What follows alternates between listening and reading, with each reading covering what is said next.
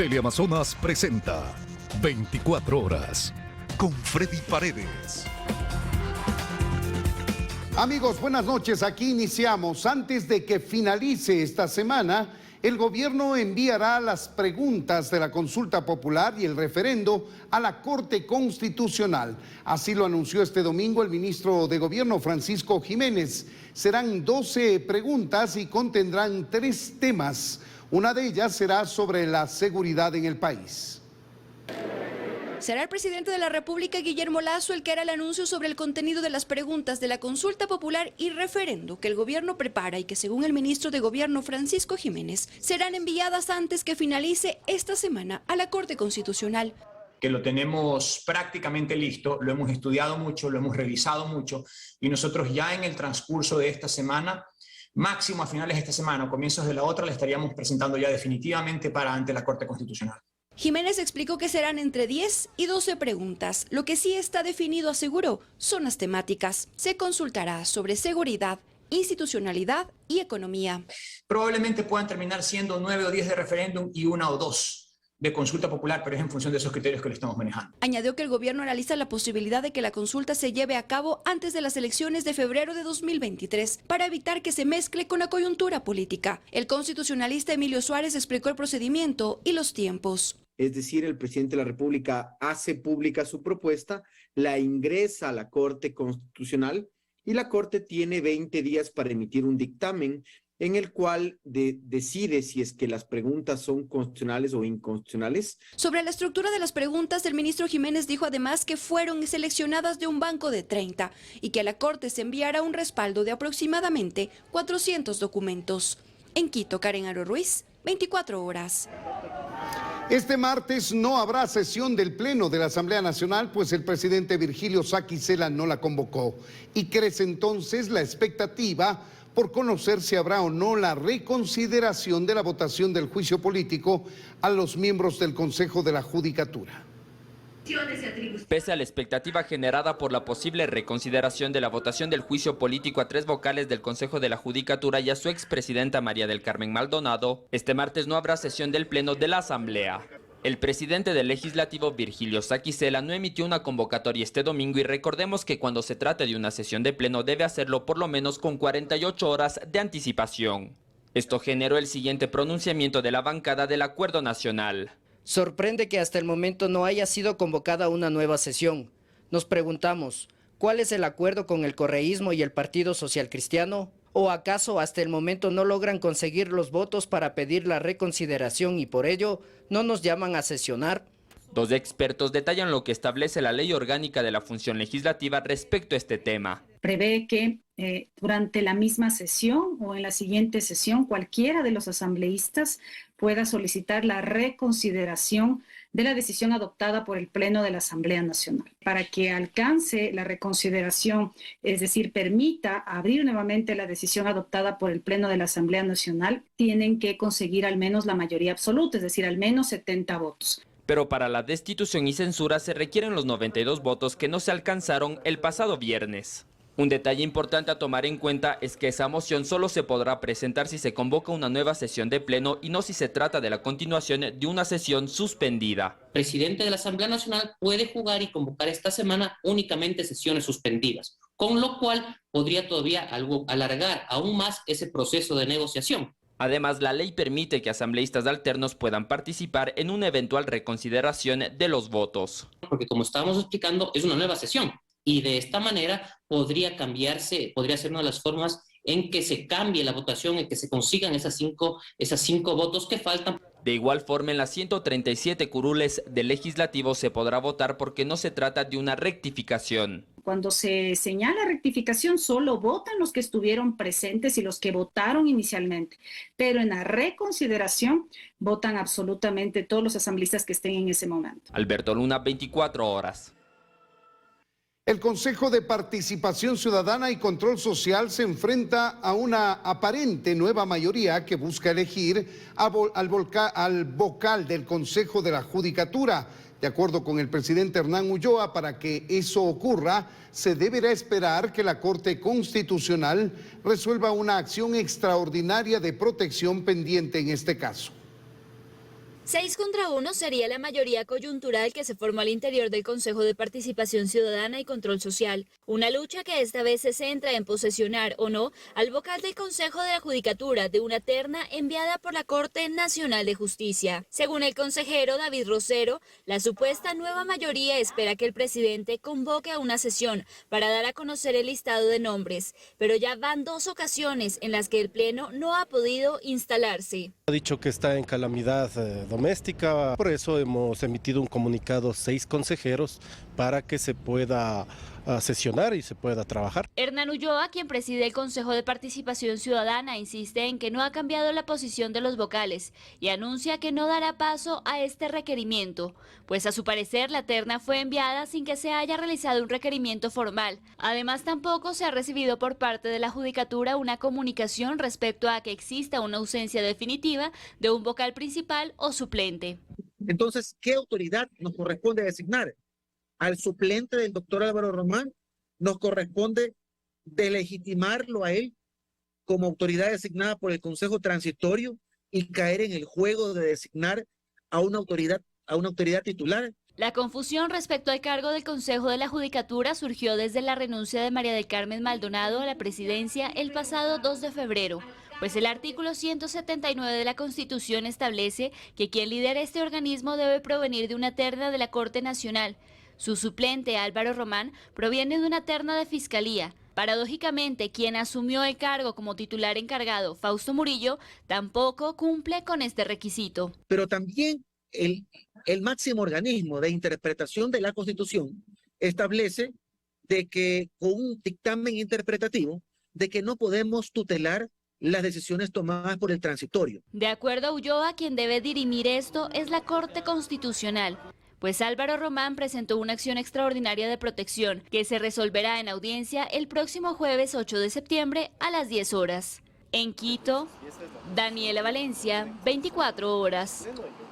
El gobierno y la CONAIE acordaron cerrar 4 mesas de diálogo más hasta el 9 de septiembre, pues hasta la fecha solo hay acuerdos en una. La organización indígena asegura que los resultados hasta el momento no son los esperados, mientras el gobierno habla de acuerdos cumplidos.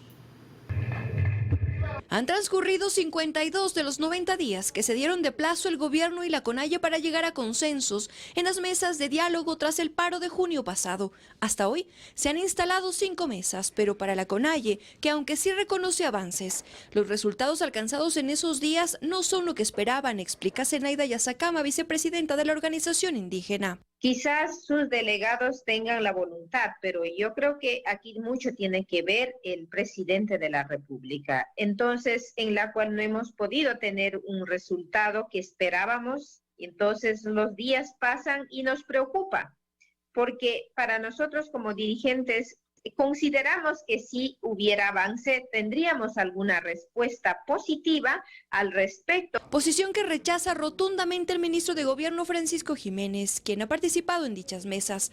Dice que lo alcanzado se ha cumplido. Tanto es así que hemos logrado un acuerdo total en la mesa de banca pública y privada, que son más o menos $300 millones extras para los sectores más desprotegidos del país. Hemos llevado a cabo un acuerdo parcial en la mesa de control de precios, donde sobre 4 criterios estuvimos de acuerdo. Hemos trabajado también sobre temas de fomento productivo y están muy bien. El trabajo se está haciendo bien, pero primero no se puede hacer de la noche a la mañana, segundo no se puede hacer condicionado y tercero no se puede hacer olvidándonos de que también representamos al Estado y que tenemos límites y márgenes a los cuales debemos atenernos. Y en vista de que de las 5 mesas instaladas solo una se ha cerrado y el tiempo se agota, el pasado 31 de agosto fijaron un calendario, dice el presidente de la Conferencia Episcopal Ecuatoriana, Luis Cabrera. Que hasta el 9 de septiembre se cierren las 4 mesas en curso y que a partir del 12 de septiembre, de la tercera decisión, se abran las otras mesas restantes y se concluyan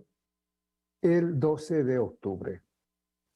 Eso insisto en que fue una decisión conjunta. En cuanto a la mesa de focalización del precio de los combustibles, todavía se analizan las propuestas y se estudian los mecanismos. Para la CONAIE y el gobierno, esta será la última mesa en llegar a acuerdos.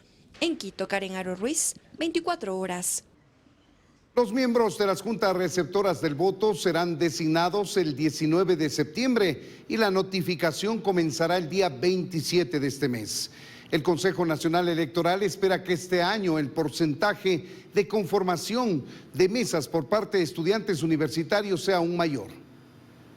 Generalmente las juntas receptoras del voto están conformadas en su mayoría por estudiantes universitarios. El Coordinador Nacional Técnico de Procesos Electorales explica el porcentaje en las elecciones pasadas y asegura que esperan incrementarlo. Por lo general en las elecciones 2021 fue el 78.02% de estudiantes universitarios que conformaron las juntas receptoras del voto. Esperamos que para este proceso electoral sea un 80-85% de estudiantes universitarios. Y posteriormente vienen otros criterios de selección. Servidores privados con título, servidores públicos con título, sin título y así posteriormente, ¿no? Bachilleres y el último criterio de designación, los ciudadanos que constamos en el registro electoral. Mientras tanto, el CNE a la fecha se encuentra levantando las bases de datos para definir a los miembros de las juntas receptoras del voto. La selección de miembros de juntas receptoras de voto que tiene que ser llevada adelante por las juntas provinciales electorales. El levantamiento de la información se dará hasta el 18 de octubre. El 19 serán designados los miembros de juntas receptoras del voto y el 27 de octubre procederán a la notificación. La capacitación iniciará el 8 de noviembre. Además, el CNE considera importante que se defina si se dará o no el llamado a consulta popular por parte del Ejecutivo, pues esto cambia las cosas. Nuestros equipos técnicos estábamos preveyendo, ¿no?, el tema de un laboratorio, de cuánto tiempo se demoraría, el caso de que se aumente una papeleta más con 10 preguntas adicionales, el tiempo de escrutinio, el llenado de las actas. Sin embargo, recuerda el vicepresidente del CNE, aún nada está dicho. Podría ser que tengamos que llevar adelante un proceso independiente, como podría ser también que podamos montarnos encima del otro proceso electoral. Pero esto dependerá de la celeridad, de la oportunidad y obviamente de los tiempos. Para saber si usted es miembro de Junta Receptora del Voto, puede recibir notificaciones a través de los correos electrónicos registrados, también a través de las instituciones a las que pertenece, o puede consultarlo luego del 27 de octubre en la página web o en el aplicativo del CNE. En Quito, María Gracia Acosta, 24 horas. Gracias por continuar en nuestra sintonía, amigos. Más información, el rector de la Universidad Central, Fernando Sempertegui, y de una propuesta para que se entreguen más cupos en las universidades públicas del país. El objetivo es disminuir la brecha que existe de 260,000 aspirantes para solo 130,000 plazas disponibles. Jóvenes aspirantes a un cupo para una universidad pública rindieron por última vez la prueba Transformar. Por decreto presidencial, el proceso de admisiones ya no estará a cargo de la Secretaría de Educación Superior CENESID, sino de las propias universidades. Sin embargo, este cambio no solucionará el problema de fondo, la brecha que existe entre los jóvenes que buscan una plaza y los cupos disponibles. Hay un déficit, más o menos 260,000 jóvenes aspiran a una plaza en las universidades públicas del Ecuador y la oferta es de 130,000. Frente a este escenario, Sempertegui plantea una propuesta: aumentar anualmente 30,000 cupos en las universidades públicas para reducir progresivamente esa brecha. Creo que la Universidad Pública Ecuatoriana está en condiciones de llevar la oferta de 130,000 plazas a 160,000 para la convocatoria de febrero del próximo año. Dentro de su propuesta consta que la Universidad Central destine un número específico de cupos a bachilleres de colegios rurales de 4 provincias de la Sierra Centro: Imbabura, Cotopaxi, Tungurahua y Chimborazo. Vamos a dividir nuestra oferta en cuotas territoriales. Los jóvenes de esos colegios, en su gran mayoría, no tienen acceso a la educación superior, porque alcanzaban calificaciones nada competitivas en los exámenes Transformar. Para alcanzar esa meta planteada por el rector de la Universidad Central, se requiere que el gobierno destine una mayor inversión anual para la educación superior. 30,000 plazas, a un per cápita de más o menos 3,000 por alumno por año, significa una inversión de $90 millones. Si no hay inversión en educación, y particularmente en educación superior, jamás vamos a tener oportunidad de enfrentar con seriedad un problema de esta envergadura. Esta iniciativa podría aplicarse para el proceso de admisiones del próximo semestre en la Universidad Central, según señaló Sempertegui. Alberto Luna, 24 horas. Vamos con otros temas, amigos. Explosivos, municiones, fusiles y dinero en efectivo se halló este sábado en el interior de la penitenciaría del Litoral, luego de la revuelta ocurrida el viernes. Los enfrentamientos dejaron 3 personas heridas.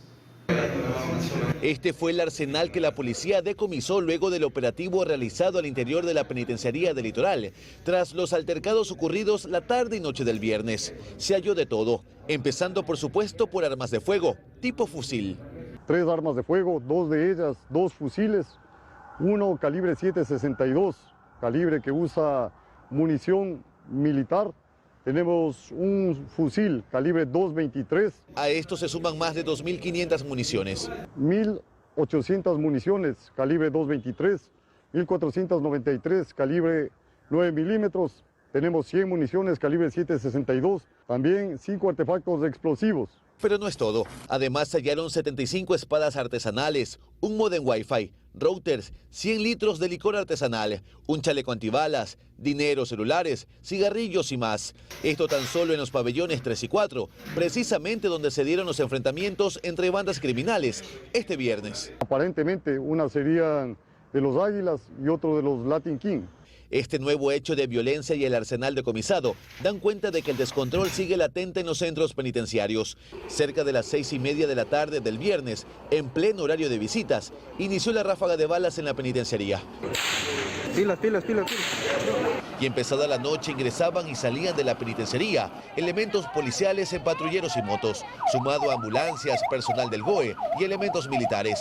Familiares de los privados de libertad se aglomeraron en los exteriores. Cuando íbamos saliendo de la visita, ahí comenzó la balacera y salimos corriendo nada más. En redes sociales circularon videos que daban cuenta de la intensidad de los enfrentamientos. Según la SNAI, los elementos de control ingresaron a los pabellones y retomaron el orden. 450 policías y 180 militares intervinieron. El saldo de estos enfrentamientos fueron 3 personas heridas, entre ellos un agente penitenciario y 2 privados de libertad. Durante la mañana se pudo observar el ingreso y salida de un vehículo de criminalística. Lo que se conoce ahora es que también existe una persona fallecida. Por un síndrome de abstinencia, entiendo, y por lo tanto es una muerte natural en ese caso. El operativo logró la evacuación de 16 agentes penitenciarios y también de los familiares que se encontraban en el interior de la penitenciaría durante los enfrentamientos. Logrando evacuar a 43 personas que se encontraban visitando a las personas privadas de la libertad. Debido a los altercados, las visitas están suspendidas en la penitenciaría. En Guayaquil, Luis Alfredo Zúñiga, 24 horas. 2 toneladas de droga se decomisaron en 3 operativos en Guayaquil durante este fin de semana. Ya son más de 67 toneladas decomisadas en lo que va de este año en la zona 8, que comprende Guayaquil, Durán y San Borondón. Fueron 3 los operativos ejecutados durante el fin de semana que dejaron resultados. El primero se llevó a cabo en el sector de Bahía de uno de los puertos de Guayaquil. Personal de investigación antidrogas de puertos y aeropuertos Huipa, con la ayuda de Canes, revisaron 2 contenedores de una misma empresa que tenían cajas de atún a los costados. Allí se detectaron 15 sacos de yute con 960 paquetes de cocaína. Con un peso neto de 1 tonelada, 900 kilogramos. Se tiene conocimiento que los 2 contenedores tendrían como destino final Gran Bretaña. No hay detenidos en este caso. El valor estimado de esta carga acá en el mercado nacional es de $3.500.000. Si hubiera llegado a destino a Gran Bretaña, $60 millones americanos. Otro operativo se realizó en Vergeles, norte de Guayaquil. Se halló droga oculta en un compartimento de un bus de transporte público que estaba al costado de una mecánica. Se encuentran a personas que salían de la mecánica y se dirigían directamente a los compartimentos que guarda este bus para la carga. Y se realiza una verificación completa del bus, ubicándose un compartimento extra dentro del compartimento de carga. Se hallaron 310 kilos de droga en 970 envolturas de color negro. Se logró la detención de 5 personas. A 3 se les dictó prisión preventiva, 2 se les dio medidas sustitutivas. A uno de los que se les dio medidas sustitutivas presentaría un documento falso, eso está investigando todavía, y tendría una alerta por Interpol. Y la tercera intervención también se realizó en uno de los puertos, luego de que con la ayuda de canes revisaron un contenedor de cajas de banano donde estaba oculta la droga. 753 bloques correspondientes a una sustancia blanquecina, que luego de la prueba PIPH se determinó que era clorhidrato de cocaína. Con los 3 operativos, la incautación de droga este fin de semana en Guayaquil llega a las 2 toneladas. En lo que va del año en la zona 8 que comprende a Guayaquil, Durán y San Borondón, ya son 67.6 toneladas de droga incautadas. En Guayaquil, Luis Alfredo Zúñiga, 24 horas.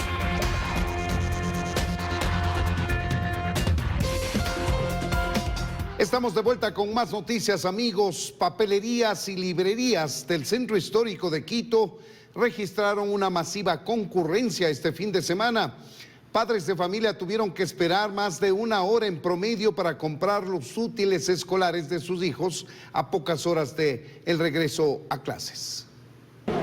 En las calles del Centro Histórico de Quito hubo aglomeraciones este sábado por la gran cantidad de padres de familia que acudió a comprar los útiles escolares para sus hijos. Hay varios negocios que comercializan artículos a bajo costo. Como acá los precios son más económicos, pues nos dirigimos hacia acá.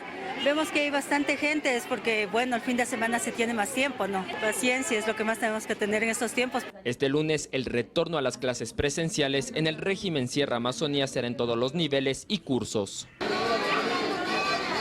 Las largas filas se formaron en varias papelerías y librerías del Centro Histórico de Quito. Según los padres de familia, la espera fue de al menos 1 hora para comprar los útiles escolares de sus hijos. Casi 2 horas casi llevamos acá. Parece que todo el mundo ha venido el día de hoy a hacer lo mismo que yo, la compra de útiles. Coincide el pago de fin de mes. Ya como 1 hora y media. Toca esperar porque como es de una necesidad de utilidad para los chicos, entonces no queda más. Según vendedores del casco colonial, en este fin de semana se registró la mayor afluencia de padres de familia con la lista de útiles por el inicio de este nuevo año lectivo. Este es la primera fin de semana que hay más gente. Es muy bueno aquí. Mucha gente igualmente les damos de económico, de las personas también nos compran por lo que está económico. En total, 1.800.000 estudiantes regresarán a las aulas en el régimen Sierra Amazonía. El nuevo periodo escolar se inauguró el pasado jueves y el ingreso de los alumnos ha sido escalonado. Alberto Luna, 24 horas. Aquí concluyen las noticias del domingo, amigos. Como siempre, gracias por su confianza y sintonía. Que tengan buenas noches y un feliz inicio de semana.